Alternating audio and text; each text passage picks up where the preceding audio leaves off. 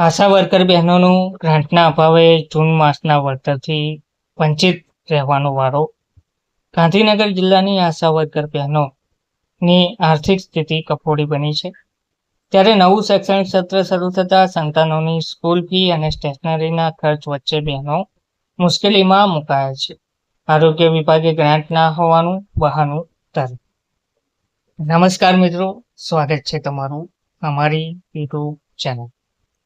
મિત્રો, ગાંધીનગર જિલ્લાની આશા વર્કર બહેનો ગ્રાન્ટ ના મળતા જૂન માસના વળતરથી વંચિત રહ્યા છે.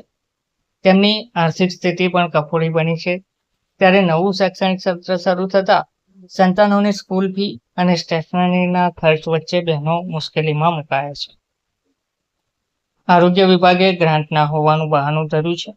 ગાંધીનગર જિલ્લા પંચાયત હસ્તકના આરોગ્ય વિભાગમાં રાત દિવસ જોયા વગર કમરતોડ કામગીરી કરતી આશા વર્કર બહેનોને હજુ સુધી જૂન મહિનાનું મહેનતાણું ઇન્સેન્ટિવ ના મળતા તેમની આર્થિક હાલત અત્યંત દયનીય બની છે.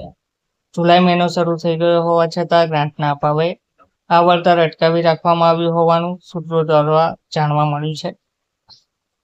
ગાંધીનગર જિલ્લાના 4 તાલુકા કલોલ, માણસા, દહેગામ અને ગાંધીનગરમાં જિલ્લા પંચાયત હસ્તકની 30 પ્રાથમિક આરોગ્ય કેન્દ્રો, પીએચસી અને 4 અર્બન હેલ્થ સેન્ટરો કાર્યરત છે. આ કેન્દ્રો હેઠળ અંદાજે 1000ની વસ્તી દીઠ એક લેખે કુલ 910 આશા વર્કર બહેનો આરોગ્યલક્ષી સેવાઓ આપી રહી છે.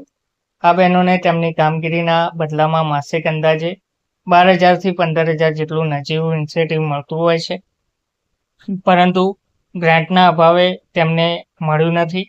નવા શૈક્ષણિક સત્રના ખર્ચ વચ્ચે આર્થિક કટોકટી જોવા મળી રહી છે. આરોગ્ય વિભાગમાં ફરજ બજાવતી મોટાભાગની આશા વર્કર બહેનો સામાન્ય કે ગરીબ પરિવારમાંથી આવતી હોય છે અને આ વળતર પર તેમનું ઘર ચાલતું હોય છે. હાલમાં જ નવું શૈક્ષણિક સત્ર શરૂ થયું હોવાથી સંતાનોની સ્કૂલ ફી, નોટબુક, પાઠ્યપુસ્તકો, ગણવેશ અને સ્ટેશનરી પાછળ મોટો ખર્ચ આવી પડ્યો છે. આવા કપરા સમયે જ જૂન મહિનાનું વળતર ના ચૂકવવાતા બહેનો ભારે આર્થિક મુશ્કેલી અને માનસિક તણાવનો સામનો કરી રહી છે. જવાબદારીઓ મોટી પણ વળતરમાં વિલંબ. આશા વર્કરોની ફરજોમાં બહેનોની નિયમિત મુલાકાત લેવી, તેમના સ્વાસ્થ્યની સંભાળ રાખવી તેમજ મેલેરિયા અને વાયરલ જેવા રોગચાળાના સમયે ડોર ટુ ડોર સર્વેક્ષણ અને આરોગ્ય સેવાઓ પૂરી પાડવાની મહત્વની જવાબદારીઓ સામેલ છે. આરોગ્ય વિભાગના પાયાના પથ્થર સમાન આ બહેનોને વહેલામાં વહેલી તકે તેમનું હકનું વળતર ચૂકવવામાં આવે તેવી ઉગ્ર માંગ ઉઠવા પામી છે. ધન્યવાદ.